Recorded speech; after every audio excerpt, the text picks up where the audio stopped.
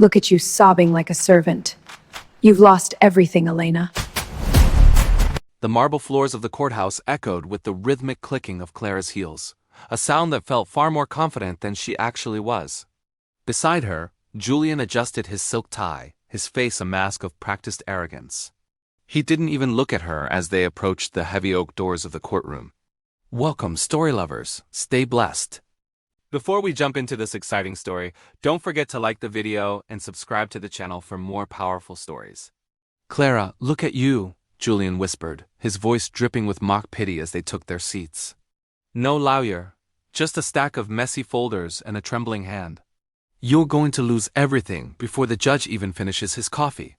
He leaned closer, his expensive cologne suffocating her. This isn't a kitchen, darling. You can't bake your way out of a legal loophole. Clara stared straight ahead, her fingers tracing the edge of a manila envelope. For 10 years, Julian had convinced her that she was nothing without his guidance. A simple housewife who couldn't manage a checkbook, let alone a high-stakes divorce. His high-priced legal team sat in the front row, whispering and laughing at her solitary presence. The bailiff called the court to order, and Judge Miller took the bench, his eyes scanning the lopsided room. Mrs. Vance, I see you are appearing pro se today. Do you understand the risks? I do, Your Honor, Clara said, her voice small. Julian chuckled loudly, a sharp barking sound that made the court reporter look up. She doesn't even know what pro se means, Judge. Perhaps we should. Suddenly the door swung open. Julian's laughter died in his throat as a courier hurried forward, handing a sealed document to the court clerk. He glanced at his legal team, his brows furrowing in brief confusion before he regained his smug composure. More recipes for the file, Clara? He sneered, loud enough for the first row to hear. His lead attorney, a man named Sterling, smirked while tapping a gold pen against the mahogany table. Your Honor, Sterling began, standing with effortless grace. We have provided documented proof that my client's assets were acquired through private inheritance. Mrs. Vance's attempt to claim half of the estate is not only baseless, it's a desperate grasp for a life she didn't build. She has no evidence, no counsel, and frankly, no standing. Clara didn't flinch. She stood up slowly, her movements so deliberate that the room fell into an uneasy silence. She didn't look at Julian, she looked at the judge. Mr. Sterling is correct about one thing, she said, her voice gaining a cold, sharp edge. I didn't build the companies. I just built the encryption that protected them. Julian stiffened, his hand gripping the armrest until his knuckles turned white. What are you talking about? He hissed. I'm talking about the 2014 proprietary software patent. Julian, Clara replied, sliding a single sheet of paper across the desk. The one you told me was a hobby project. The one you filed under a shell company while I was in recovery from surgery. The judge leaned forward, squinting at the document. Mrs. Vance, this is serious. The courtroom lights suddenly flickered. The judge tapped his gavel as the lights stabilized, but the atmosphere in the room had permanently shifted. Julian's face had drained of color, turning a sickly shade of gray. She's lying, he stammered, his polished veneer cracking. She's a housewife. She doesn't know the first thing about coding or software architecture.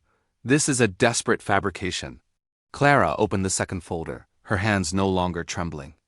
Your Honor, Julian assumed that because I stayed home, I stopped thinking. He assumed that because I loved him, I wasn't paying attention when he used my private servers to host his offshore accounts. She turned to Julian, a ghost of a smile touching her lips. I didn't just write the encryption, Julian. I wrote the back doors. Sterling, the lead attorney, scrambled to shuffle through his papers. This is highly irregular. We haven't seen these exhibits. We request an immediate recess. Denied, Judge Miller barked, his eyes locked on the data logs Clara had just presented. Mrs. Vance, are you suggesting that the inheritance Mr. Vance claimed is actually revenue generated from intellectual property you own? I'm suggesting, Clara said, her voice echoing with newfound power, that every cent in the Vance Holdings account is a direct result of the algorithm I patented before our marriage. An algorithm Julian illegally transferred into his name while I was medicated. Julian stood up, his chair screeching against the floor. You think you're so smart? You have no proof I signed those transfers. Clara pulled out a small digital recorder. I don't need your signature, Julian. I have your confession. She pressed play, but the audio was interrupted by a loud, rhythmic pounding on the courtroom door. The heavy doors burst open, but it wasn't a distraction, it was the arrival of federal investigators. The rhythmic pounding had been the sound of authority. Clara stood still, the audio recording in her hand finally playing. Julian's own voice filled the room, clear and cold. "She's too stupid to check the filings, Sterling. Just keep her drugged on the recovery meds and I'll move the rest of the patents by morning."